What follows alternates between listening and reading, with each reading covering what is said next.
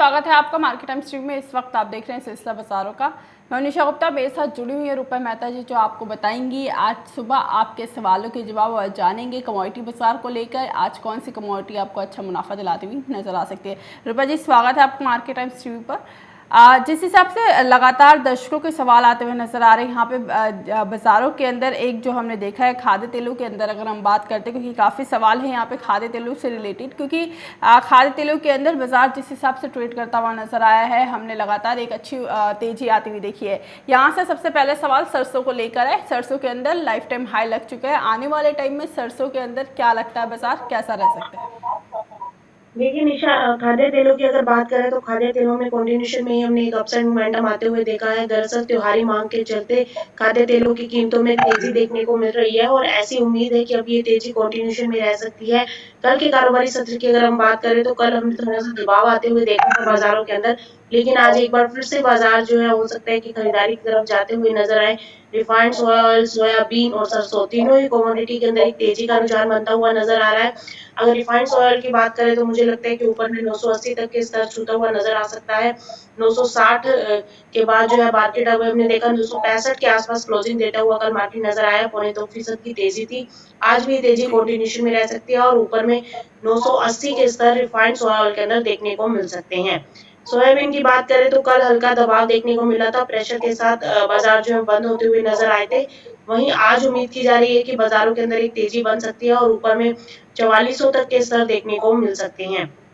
जी वहीं अगर सरसों की बात करें तो सरसों में भी तेजी का रुझान बनता हुआ नजर आ रहा है। 5770 के आसपास कल मार्केट जाता हुआ हमने देखा। आज उम्मीद है कि 5860 तक बाजार ऊपर में जाते हुए नजर आ सकते हैं। एक अपसाइड मोमेंटम बन सकता है।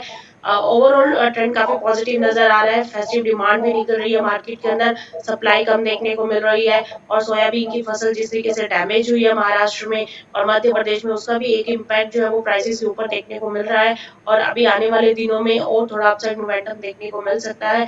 अमेरिका में भी फसल खराब हो चुकी है तो उसका भी एक इम्पैक्ट जो है वो कीमतों के ऊपर आने वाले दिनों में देखने को मिलेगा। मुझे लगता है कि सोयाबीन ओवरऑल सेक्टर में अगर बात करें तो सोयाबीन एक ऐसी कमोडिटी है जो यहाँ से अब एक और पोटेंशियल दिखाती हुई नजर आ सकती है। मस्टर्ड के अंदर ऑलरेडी हम तेजी आते हुए देख चुके हैं। अभी के लिए 6000 के स्तर है और मुझे लगता है कि सोयाबीन के अंदर काफी पोटेंशियल है, तो सोयाबीन के अंदर बाय करके चला जा सकता है। जी, यानी खाद्य तेलों के अंदर सोयाबीन और सरसों दोनों ही अच्छी तेजी के साथ कारोबार करते हुए नजर आ सकते हैं। तो मुझे एक दर्शक जुड़े हुए हैं जिनका सवाल है कालू राम जी, जिनका सवाल कपास को लेकर है, कॉटन को लेकर है। हालांकि कॉटन के अंदर लगातार कीमतों में तेजी देखने को मिली है। हाजिर बाजारों के अंदर कॉटन कैसा रह सकता है भाव, क्योंकि ये किसान है, तो क्या लगता है बाजारों के अंदर क्या इस बार भाव कितने ऊपर तक जा सकते हैं? निश्चित सोयाबीन की अगर बात कर रहे हैं तो सोयाबीन में तेजी का रुझान है। Long term market upside momentum में जाता हुआ नजर आ सकता है। शॉर्ट टर्म में थोड़ा सा दबाव देखने को मिल सकता है, लेकिन लंबे समय के लिए मुझे लगता है कि सोयाबीन के अंदर पोजिशनल कॉल लेकर चला जा सकता है। अगर हम दिसंबर वायदा या जनवरी वायदा की बात करें तो ऊपर में मुझे लगता है कि दिसंबर वायदा 4600 तक जाता हुआ नजर आ सकता है। जिस हिसाब से बाजारों के अंदर ट्रेडिंग देखने को मिली थी कल के कारोबारी सत्र में, हमने एक बार कपास और कॉटन दोनों के अंदर ही काफ़ी अच्छी तेजी आती हुई देखी है। अंतर्राष्ट्रीय बाजारों में भी कॉटन की कीमतों में काफ़ी उछाल आता हुआ नजर आया है और बाजार अच्छी तेजी के साथ यहाँ पर कारोबार करते हुए नजर आ चुके हैं। आने वाले टाइम में जानकारों की माने तो यहाँ पर कॉटन कीमतों में एक और उछाल देखने को मिल सकता है। एग्री कमोडिटीज़ के अंदर काफ़ी अच्छी तेजी के साथ कारोबार देखने को मिला है। उसके साथ ही यहाँ पर अगर हम बात करते हैं, जिस हिसाब से लगातार जानकार बता रहे हैं एग्री और नॉन एग्री कमोडिटीज़ के बारे में, तो बाज़ारों के अंदर जो भी दर्शक हमारे साथ इस पर जुड़े हैं उनको बता दें, अगर आपका कोई भी सवाल है कमोडिटी को लेकर, चाहे सोना चांदी हो या फिर आपके साथ एग्री कमोडिटीज़ किसानों से जुड़ी कोई फसल है, कृषि जिनसों से जुड़ी फसल है, तो इसके बारे में अगर आपको जानना है तो आप लाइव इस वक्त क्वेश्चन पूछ सकते हैं। रुपा मेहता जी हमारे साथ जुड़ी हुई जो आपके सारे सवालों के जवाब देंगी। इस वक्त जो क्वेश्चन आ रहे हैं अभी जिस हिसाब से कपास को लेकर सवाल आ रहे हैं हमारे साथ, इस पर रूपा जी जुड़ी हुई है।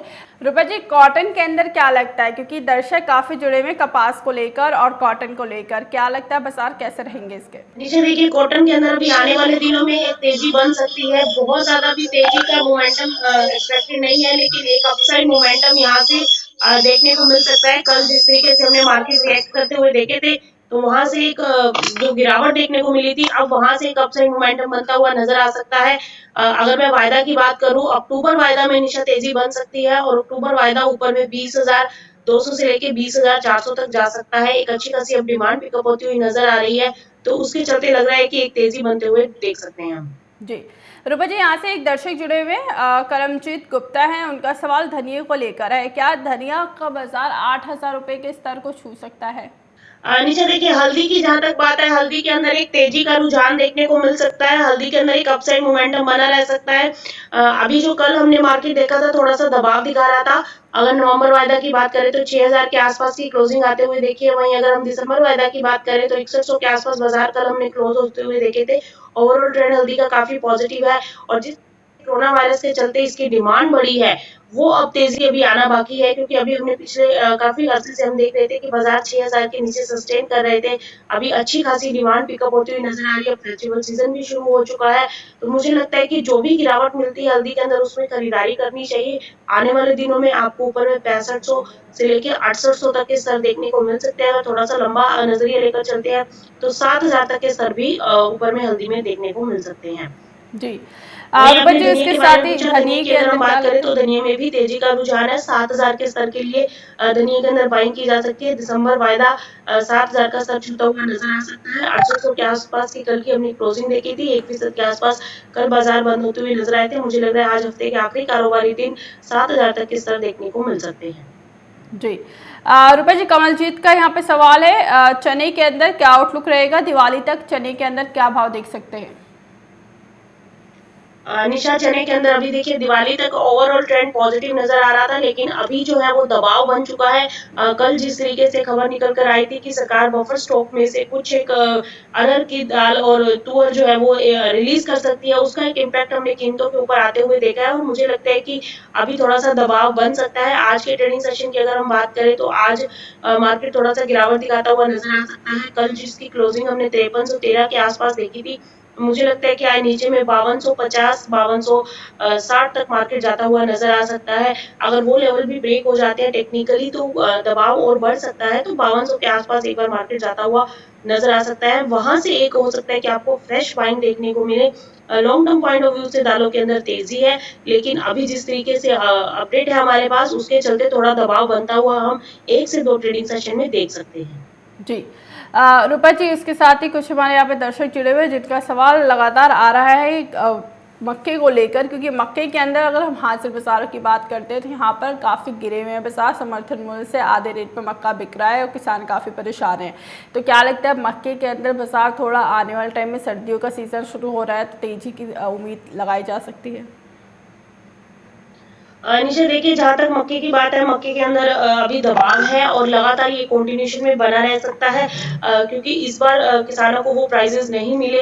इस बार जो है 900 से 1100 के आसपास हमने मक्का को ट्रेड होते हुए देखा है, तो मुझे लगता है कि अभी दबाव और कंटिन्यूएशन में रह सकता है। मक्के को होल्ड करने का कोई फायदा नहीं होगा। भाव जो है नीचे में 800 700 तक भी गिर सकते हैं। जो मक्का अभी 900 से 1100 के आसपास बिकता हुआ नजर आ रहा है, उसमें 100 से 200 रुपए की गिरावट और बढ़ सकती है। डिमांड नहीं है, क्योंकि पोल्ट्री इंडस्ट्री से भी कोई ज्यादा डिमांड निकल कर नहीं आ रही है, जिसका इम्पैक्ट हमें कीमतों पर देखने को मिल रहा है। तो मक्के के अंदर दबाव बना रह सकता है। जिसके पास पोजीशन रखी है, मुझे लगता है कि धीरे धीरे उसको लिक्विडेट कर देना चाहिए।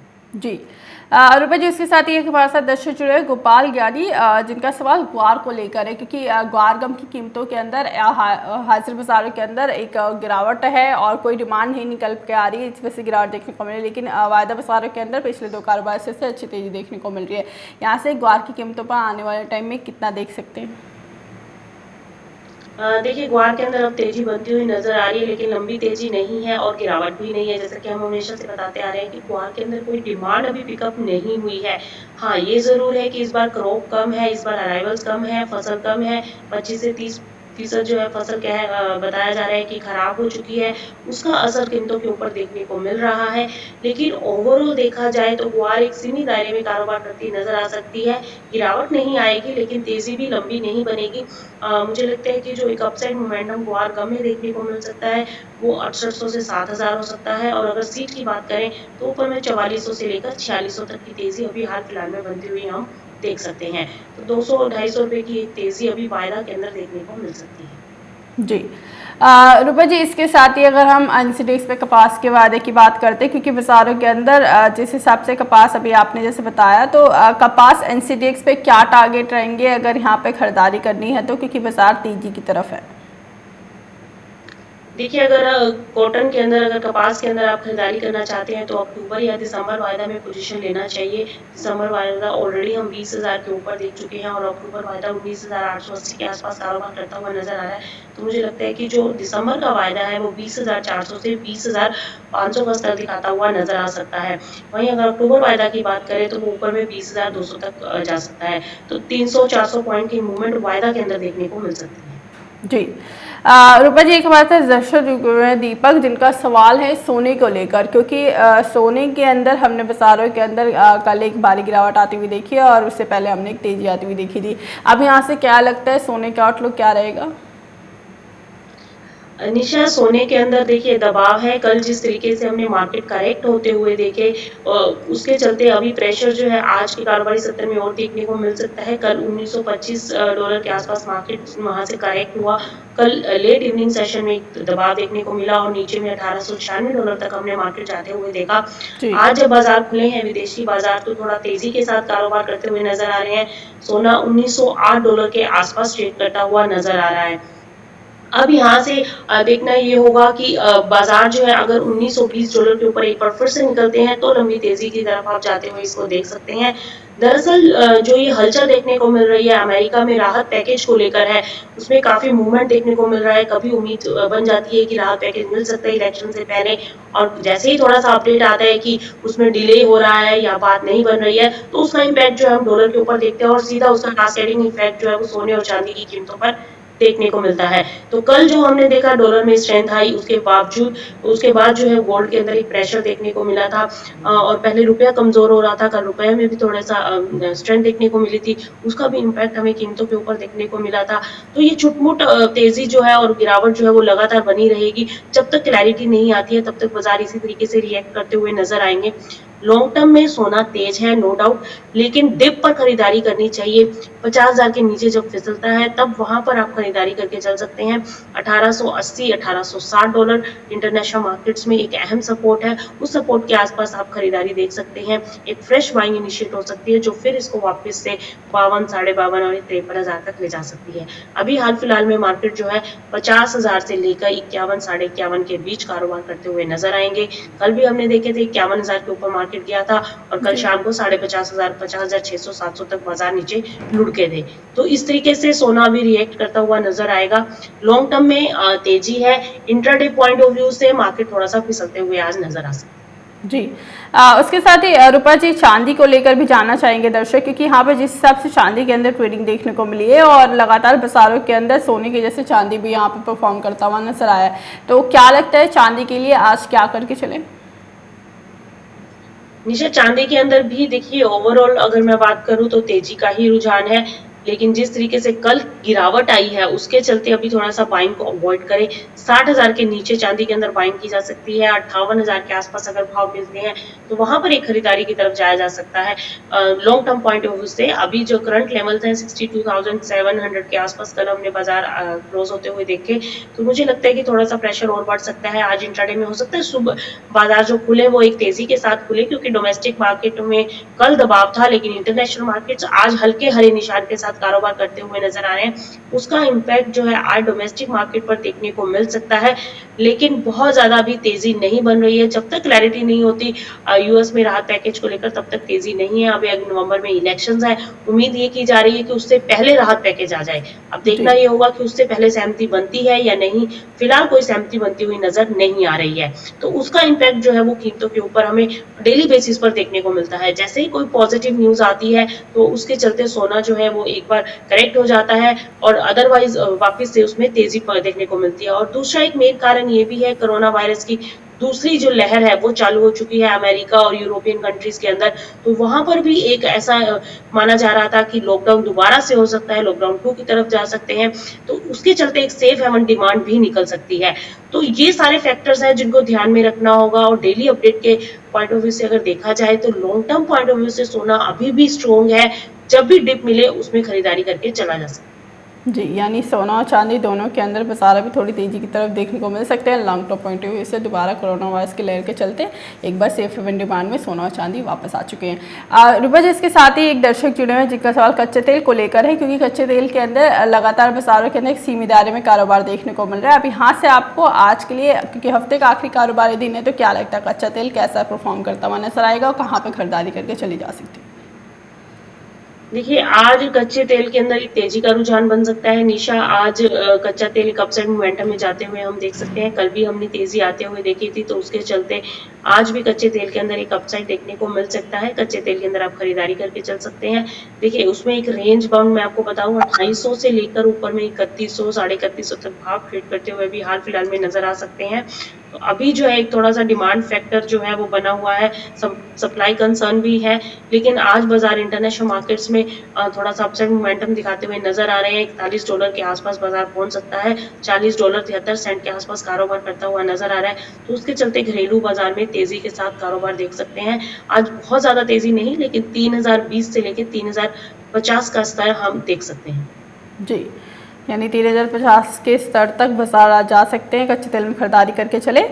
रुपा जी, इसके साथ एक हमारे साथ हैं नीमाराम जी पटेल, जो उनका सवाल जीरे को लेकर है कि जीरे के अंदर बाजार कैसे रहेंगे। 14,000 के ऊपर लेवल सस्टेन कर रहा है जीरा। अब आगे क्या लगता है, जीरे का भाव तेजी की तरफ ही रहेगा या गिरावट देखने को मिल सकती है? निशा, जीरे में तेजी है। अब 14,000 के ऊपर मार्केट सस्टेन कर चुका है और आप लगातार हमने 3 दिन ऊपर क्लोजिंग देख ली है 14,000 के। टेक्निकली स्ट्रॉन्ग हो चुका है चार्ट। और अगर फंडामेंटल की मैं बात करूं तो फंडामेंटली भी डिमांड अच्छी खासी निकल रही है अब। तो अभी तेजी बन सकती है, जो कि आपको ऊपर में 14,500 से लेके 14,600 तक जीरा जा सकता है। अगर ये लेवल सस्टेन हो जाते हैं तो वापस आप इसको 15,000 के भी पार जाते हुए देख सकते हैं। तो काफी पोटेंशियल लग रहा है मुझे इस कमोडिटी के अंदर। तो जीरा जो है आने वाले दिनों में तेजी पकड़ सकता है। छुटमुट प्रेशर जरूर देखने को मिलेगा, लेकिन उतनी निचले स्तरों पर खरीदारी करनी चाहिए और ऊपर में 14,600 14,800 तक का आप इमीडिएट टारगेट देखने को आपको मिल सकते हैं। जी, उसके साथ ही रूपा जी, यहाँ से कुछ दर्शक मूंगफली के तेल के बारे में जानना चाहते हैं। मूंगफली के तेल के अंदर एक तेजी का अनुमान क्या लगाया जा सकता है? क्या यहाँ पर किसानों को अच्छा मुनाफा देखने को मिल सकता है?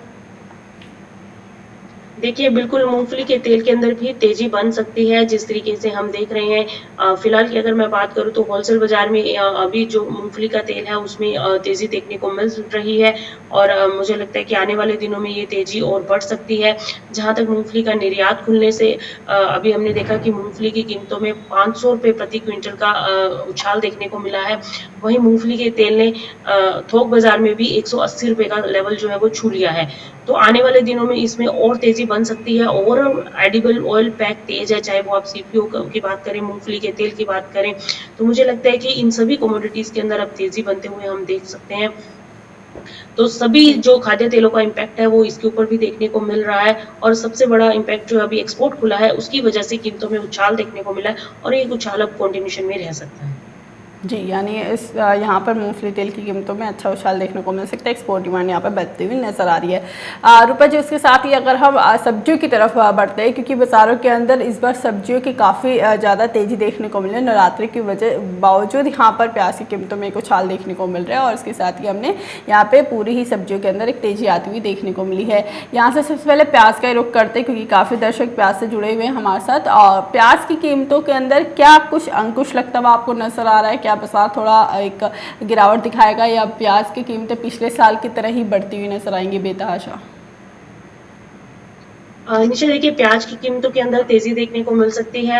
लगातार हम लंबे अरसे से अभी देख रहे हैं, पिछले काफी कुछ टाइम से तेजी का ही रुझान देखने को मिल रहा है। हाजिर मंडियों की बात करें तो लगातार प्राइसेस के अंदर एक अपसाइड मोमेंटम देखने को मिल रहा है। अराइवल कंसर्न है, अराइवल्स काफी कम हुए हैं, फसल क्रॉप डैमेज हुई है, जिसके चलते तेजी देखने को मिल रही है। और मुझे लगता है कि आने वाले दिनों में अभी और तेजी बन सकती है फेस्टिवल सीजन के चलते। और जो प्याज अभी हमें मार्केट में 70-80 रुपए किलो मिल रहा है, वो ऊपर में 100 रुपए किलो के अगर लेवल को क्रॉस कर जाता है तो 120-130 रुपए तक जो है रिटेल में भाव जाते हुए हम देख सकते हैं। तो फिलहाल तेजी है। अगर किसी के पास पोजीशन रखी हुई है तो बिल्कुल उसको आप होल्ड करके चल सकते हैं। जी। रूपा जी, एक दर्शक है हमारे साथ जो बता रहे हैं कि किसानों के पास अब प्याज नहीं है। प्याज जो भी है, जो बड़े ट्रेडर्स हैं जिन्होंने स्टॉक करके रखा है उन्हीं के पास है, और उन्हीं का प्याज अब मंडी के अंदर आ रहा है और बिक रहा है, और अच्छे भाव पर बिक रहा है। किसानों का प्याज सस्ते में बिक चुका है। यहाँ से जिस हिसाब से अब नई फसल आएगी प्याज की, तो इस टाइम पे क्या लगता है कि जो किसान, कुछ किसान ऐसे भी है जिनके पास थोड़ा बहुत स्टॉक है, तो जिस हिसाब से तेजी देखने को मिल रही है, क्या बाजार एक बार 100 रुपये प्रति किलो तक अगर जाते तो होल्ड करके रखना चाहिए उन किसानों को जो थोड़ा बहुत माल उनके पास बचा है? देखिए, ये बात बिल्कुल सही है निशा। अभी फार्मर्स के पास जो है वो माल नहीं है, और इस वजह से भी तेजी देखने को मिल रही है प्याज की कीमतों में। और आगे आने वाले दिनों में जब नई अराइवल्स आएंगी तो थोड़ा सा इम्पैक्ट देखने को मिल सकता है, लेकिन क्रॉप काफी डैमेज है। अभी आंकलन करना होगा कि कितना माल जो है वो निकल कर आ रहा है। आप लातूर मंडी में देखिए, लगातार बाजार तेजी दिखाते हुए नजर आ रहे हैं, अपने लाइफ टाइम हाई पर प्राइस पहुंच चुके हैं। तो मुझे नहीं लगता कि अभी हाल फिलहाल में 1-2 महीने में कोई गिरावट देखने को मिल सकती है। प्याज के अंदर जो इस तरीके की जो स्थितियां बनी हुई हैं उसके चलते तेजी का ही रुझान नजर आ रहा है। रिटेल में प्राइसेस काफी ऊपर पहुंच चुके हैं, होलसेल मंडियों में भी प्राइस इतना महंगा मिल रहा है, तो पहुंचते पहुंचते रिटेल मंडी में भी वहां पर तेजी देखने को मिल रही है। तो मुझे लगता है कि आने वाले दिनों में अभी आवक, अभी तो देखिए थोड़ा सा दबाव ही तेजी ही रहेगी, आवकों का दबाव ही रहेगा। तो आने मुझे नहीं लगता कि अभी 1-2 महीने कोई रिलीज मिलता हुआ नजर आएगा। जी। रूपा जी, उसके साथ ही एक बार दर्शक जुड़े हुए हैं जिनका सवाल ग्वार को लेकर है। उनका सवाल है कि वो ग्वार 7,000 रुपये प्रति क्विंटल पर फिजिकल में होल्ड करके चल रहे हैं और काफ़ी टाइम से ये होल्ड करके चल रहे हैं। आपको क्या लगता है यहाँ से ग्वार की कीमतें क्या 7,000 का लेवल टच कर सकती है, जिस हिसाब से शॉर्ट टर्म या लॉन्ग टर्म दोनों की बात करें तो? देखिए, गम में 7,000 का बिल्कुल संभव है लेवल देखने को मिल सकता है। अगर गम गम की हम बात करें तो निशा उसमें 7,000 के स्तर देखने को मिल सकते हैं। और सीड की बात करें तो सीड में अभी 7,000 का स्तर नहीं है। गम जो है अभी 6800 के आसपास हमने इसको ट्रेड होते हुए देखा है, तो मुझे 6500 के आसपास है। तो मुझे लगता है कि इसके अंदर 7,000 तक का स्तर संभव है, देखने को मिल सकता है। लेकिन अगर ऑयल सेक्टर से डिमांड और पिकअप होती है तो ये तेजी और आगे बढ़ सकती है। जी। रूपा जी, उसके साथ ही एक दर्शक है जो अशोक बादल है, जो जानना चाहते हैं कौन सी एग्री कमोडिटीज़ के अंदर आज प्रॉफिट देखने को मिल सकता है, मतलब अच्छा मुनाफा देखने को मिल सकता है, कहाँ पर खरीदारी, कौन सी एक ऐसी कमोडिटी रहेगी आज के लिए? देखिए निशा, अगर आज के ट्रेडिंग सेशन की बात करें तो मुझे लगता है कि आज आप कॉटन, ऑयल सीड, केक, इसके अंदर एक तेजी का रुझान बन सकता है। आप इसको आप बाय कर सकते हैं, 1820 के आसपास बाय कर सकते हैं, 1780 का स्टॉप लॉस लगा के, और ऊपर में 1880 तक जाता हुआ हम इसको देख सकते हैं। वहीं सेकेंडली आप सोयाबीन के अंदर आप बाय कर सकते हैं, और रिफाइंड सोया ऑयल, इन दोनों कमोडिटीज के अंदर आप बाइंग पोजीशन बना सकते हैं। डिप पर खरीदारी कीजिए। सोयाबीन की बात करें तो 4280 के आसपास दिसंबर वायदा आप खरीदारी कर सकते हैं। ऊपर में 4340 तक का level intraday point of view से हो सकता है टच हो जाए, और लॉन्ग टर्म मैंने जैसे कि बताया है कि 4400 तक, मीडियम टर्म तक आपको 4400 के साथ देखने को मिल सकते हैं। तो आप आयोन डिप की स्ट्रेटेजी रखिए एडिबल ऑयल पैक के अंदर, और आज इंट्राडे पॉइंट ऑफ व्यू से कॉटन, ऑयल सीड, केक और हल्दी, ये दोनों ही कमोडिटी के अंदर खरीदारी की जा सकती है।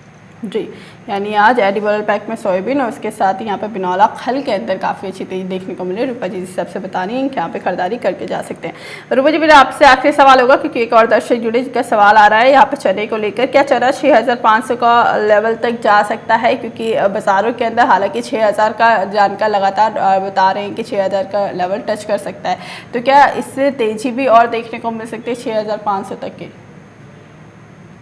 निशा, इतनी लंबी तेजी अभी एक्सपेक्ट नहीं कर रहे हैं, क्योंकि देखिए खाने पीने की चीज़ों में बहुत ज़्यादा तेजी अभी नहीं बनेगी, क्योंकि सरकार नहीं चाहेगी कि इतनी प्राइसेस जो है एकदम से बूस्ट अप कर जाए।